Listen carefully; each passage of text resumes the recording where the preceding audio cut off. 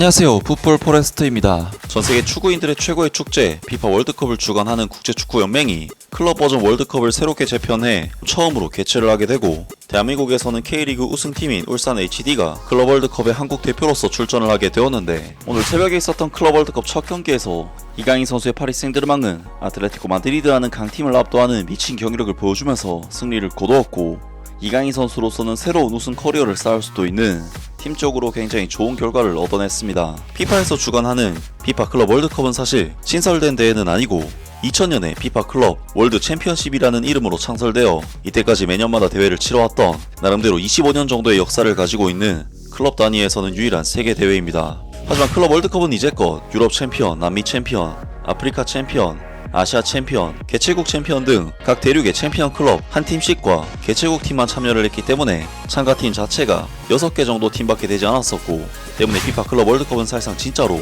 월드컵 같은 대회라기보다는 단기 이벤트와 비슷할 정도로 대회 위상 자체가 낮았었고, 참가팀 자체가 워낙 적고 경기 기회 자체도 적기 때문에 다양한 스토리나 약체팀들의 반란을 보기에는 어려운 한계가 있었던 대회였습니다. 하지만 피파에서는 2025년 대회부터 진짜로 월드컵 포맷을 들여와서 32개 팀의 조별 라운드 및 토너먼트 방식의 대회로 새롭게 재편을 했고, 피파 클럽 월드컵은 로고도 새로 만들고 트로피도 새로 만드는 등 사실상 이번에 펼쳐지는 대회가 1회 대회 같은 느낌을 주는 피파에서 정말 제대로 준비해서 만든 대회라고 할 수가 있는데요. 아무튼 이번 대회는 대한민국의 울산 HD가 한국을 대표해서 클럽 월드컵에 도전장을 내밀게 되고, 한국 유로파 선수들 중에서는 바이에른 뮌헨의 김미재 선수와 파리 생제르맹의 이강인 선수가 참가를 하게 되는데, 이강인 선수의 파리 생제르맹은 역시나 1포트의 배정을 받으면서 스페인의 아틀레티코 마드리드, 브라질의 보타포구, 미국의 시애틀 사운더스와 함께 B조의 편성을 받았고, 오늘 새벽 피파 클럽 월드컵 B조 1차전을 통해 아틀레티코 마드리드와 중요한 맞대결을 펼치게 되었습니다.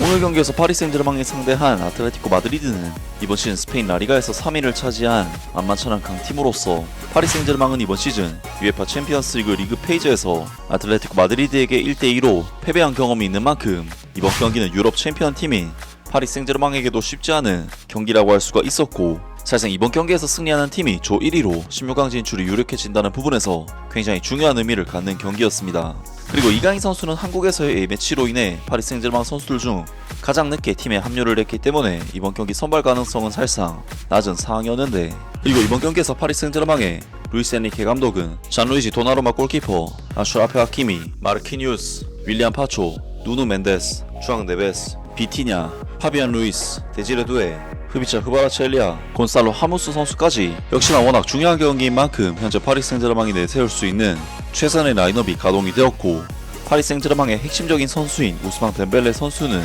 부상으로 인해 명단에서 제외되었으며, 결국 이강인 선수는 벤치에서 이번 경기를 시작하게 되었습니다. 그리고 이번 경기에서 파리 생제르맹은 아틀레티코 마드리드를 상대로 데드간 전력이 맞붙는 매치업이었음에도 불구하고 거의 압도적으로 가지고 놀다시피 하는 미친 경기력으로 이번 경기를 완전히 지배하는 폼을 보여줬는데, 파리 생제르맹은 전반전 슈팅 숫자가 무려 9대3, 유스팅 숫자는 6대1, 볼점률 면에서도 74대26이라는 수치가 나오면서 그야말로 아틀레티코 마드리드를 압살하다시피 하는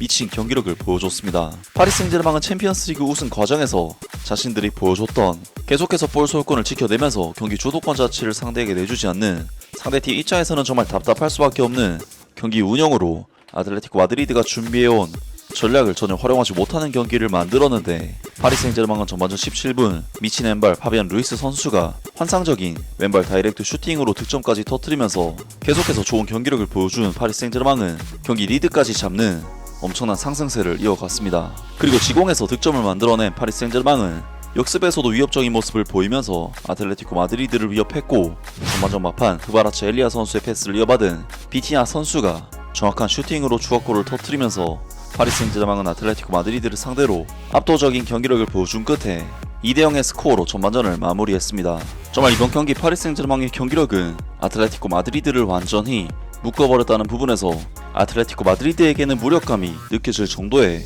미친 경기력이었는데, 정말 파리 생제르맹이 UEFA 챔피언스리그에서 괜히 우승한 것이 아니구나라는 것이 느껴지는 정말 압도적인 차이의 경기 내용이었는데요. 그리고 파리 생제르맹은 후반전 3분에도 흐비차 흐바라첼리아 선수가 특유의 가마차기 슈팅으로 골대를 맞히는 등 아틀레티코 마드리드를 위협하는 폼을 보여줬는데, 아틀레티코 마드리드는 훌리안 알바레스 선수가 순간적으로 침투해 득점을 터뜨렸지만 이것이 VAR 판정 결과 파울이 인정되면서 득점 취소가 되고 말았습니다. 파리 생제르맹은 후반전에는 사실 전반전만큼의 경기 지배력을 가져가지는 못했고 아틀레티코 마드리드의 역습에 위험을 노출하는 모습들을 보여줬는데,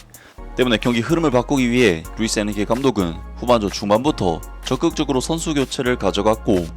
대한민국의 이강인 선수는 70분 시점에 교체 투입되어 생애 첫 피파 클럽 월드컵 데뷔전을 가지게 되었습니다. 그리고 이강인 선수는 교체 투입되자마자 특유의 돌아서는 움직임을 보인 뒤 로빙 패스로 데지레 투에 선수에게 찬스를 만들어 줬는데, 확실히 이강인 선수는 파리 생제르맹에서 주전 경쟁에서 밀리긴 했지만 감각만큼은 날카롭게 살아있는 모습을 보여줬습니다. 그리고 후반전이 계속 진행될수록 시간이 부족해진 아틀레티코 마드리드는 클레망 앙글레 선수가 퇴장을 당하면서 자멸을 해버렸고, 82분에는 쇠를레트 선수가 너무나도 완벽한 찬스를 하늘로 날려버리는 등 그야말로 최악의 경기력을 보였는데, 파리 생제르맹은 87분 교체 투입된 세니 마율루 선수까지 득점을 터뜨리면서 3대0으로 완전히 세기를 박아버렸습니다. 그리고 파리 생제르맹 후반 막판 PK 찬스를 얻었는데, 놀랍게도 파리 생제르맹에서는 이강인 선수가 키커로 나섰고 이강인 선수는 완벽하게 PK를 마무리 지으면서 4대0의 스코어를 만들어냈습니다. 결국 파리 생제르맹은 후반전 막판까지 아틀레티코 마드리드를 상대로 경기 리드를 지켜내면서 그대로 승리를 결정지었고, 이번 경기 승리를 통해 사실상 B조에서 1위 자리를 차지하는 것이 상당히 유력해지는 굉장히 좋은 결과를 얻어냈습니다. 그리고 이번 시즌에도 이강인 선수의 엄청난 유관력은 또다시 발동이 되고 있는데, 일단 파리 생제르맹은 2025년 1월에 있었던 AS 모나코와의 드로페 대 샹피옹을 우승하면서 이미 이번 시즌 첫 우승을 달성했고,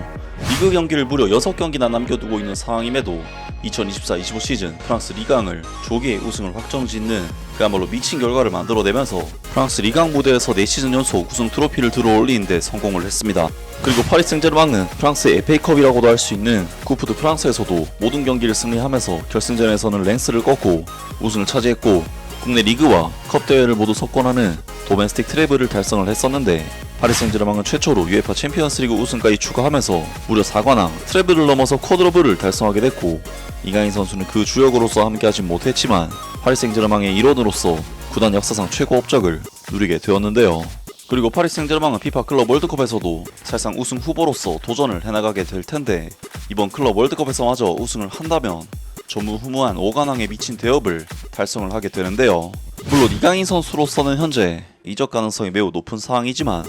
클럽 월드컵 우승 커리어까지 추가를 하고 간다면 클럽 커리어에 굉장히 좋은 이정표가 하나 더 생기는 일이기 때문에 이강인 선수와 파리 생제르맹이 이번 대회에서 어떤 성적을 거두게 될지 계속해서 기대를 해보겠습니다. 아무튼 오늘 영상은 여기까지고요. 영상 재밌게 보셨다면 구독과 좋아요 그리고 댓글 부탁드립니다. 감사합니다.